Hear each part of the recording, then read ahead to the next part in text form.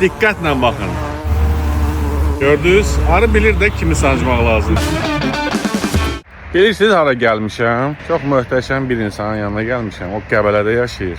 Tofiq oğlu arıçılıq təsərrüfatında iş gedir ha. Bal da var, əladır. Kənd adamı Qəbələdə.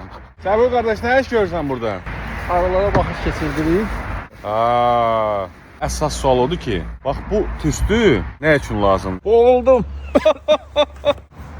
Bərəkətli olsun.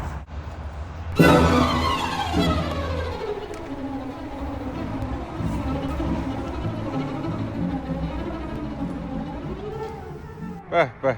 Ay can. Bunun dadına elə burada yerində baxırsan belə. Bu işi balın siftəsidir. Qəşəng. Kənd adamı belə balın hələ dadına baxmamışdı. Möhtəşəmdir. Bu yola gedən arılardır. Bunları belə başımızdan tökürük neçinə. Mən risk eləməzdim. Bir kənd adamı olduğunu sübut eləmək üçün arılarla dostluq eləmək lazımdır.